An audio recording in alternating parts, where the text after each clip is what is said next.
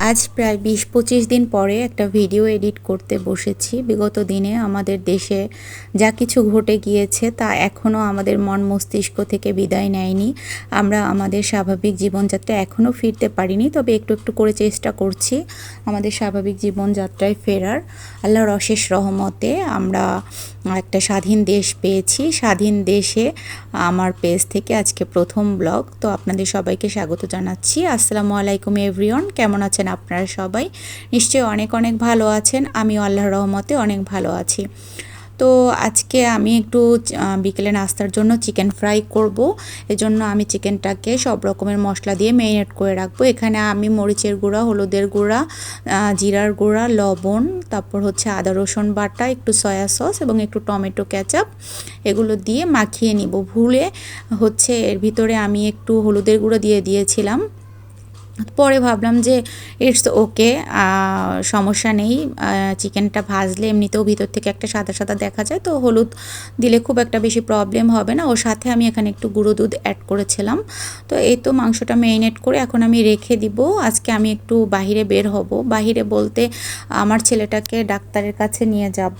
ওর চোখে একটু পাওয়ারের প্রবলেম আছে, তো অনেক দিন রেগুলার চেক আপ করা হয় না। তো হচ্ছে আজকে ওই জন্য আমি ওকে নিয়ে চোখের ডাক্তারের কাছে যাব। তো এটা ম্যারিনেট করে রেখে গেলাম, এসে আমরা এটা দিয়ে নাস্তা করতে পারবো।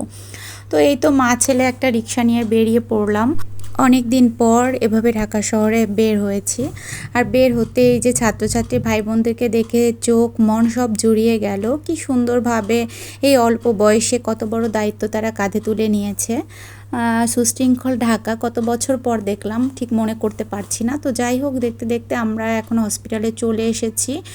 ডাক্তার গিয়েছেন নামাজ পড়তে, একটু দেরি হবে আসতে বলল। তো আমরা অনেকক্ষণ অপেক্ষা করলাম, তারপরে ডাক্তার দেখালাম। তো এই তো আমাদের ডাক্তার দেখানো শেষ, প্রায় এখানে 2 ঘন্টার মতো সময় লেগে গিয়েছিল। এখন আমরা বের হব। এদিকে ডাক্তারের কথা শুনে মনটাই খারাপ হয়ে গেল। আমার ছেলেটার পাওয়ারের যে প্রবলেমটা ছিল ওটা আরও বেড়েছে। তো যাই হোক, আল্লাহর ইচ্ছা, সব কিছুই চেষ্টা করছি আর কি কিভাবে ভালো ট্রিটমেন্ট করানো যায়। তো যাই হোক, এই তো বের হয়ে গেলাম। এখন আবার আমরা একটা রিক্সা নিয়ে নিলাম। তো যেটা বলছিলাম আর কি, ঢাকা শহরে এভাবে খোলামেলা পরিবেশে রিকশায় অনেক দিন পর ঘুরছি।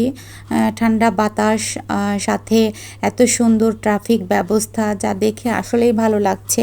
এবং মনে মনে ভাবছি এই প্রজন্মকে আমরা না কত কথাই বলতাম যে তারা শুধু সারাক্ষণ নেটে থাকে, অনলাইনে থাকে, তাদের মধ্যে কোনো ক্রিয়েটিভিটি নেই। অথচ অবাক হয়ে যাচ্ছি, তারা প্রত্যেকটা পদক্ষেপে যখন যখন দেশের মানুষের তাদের প্রয়োজন হয়েছে, তারা সঠিক সময়ে সঠিক পদক্ষেপটাই নিয়েছে। তো যাই হোক, যাওয়ার পথে এখন ছেলে বলছে যে মা কখন বাসায় গিয়ে ওই চিকেন ফ্রাই করব, খাবো, অনেক ক্ষুধা লেগেছে, তো চলো রেডিমেড কিছু খেয়ে নেই। তো আমিও ভাবলাম যে অনেক দিন ওর পছন্দের নান চাপ খাওয়া হয় না, তো দুজন মিলে নান চাপ খাই। তো এই তো, ভালো থাকবেন আপনারা সবাই। আজকে ভিডিওটা এই পর্যন্তই। আল্লাহ হাফেজ।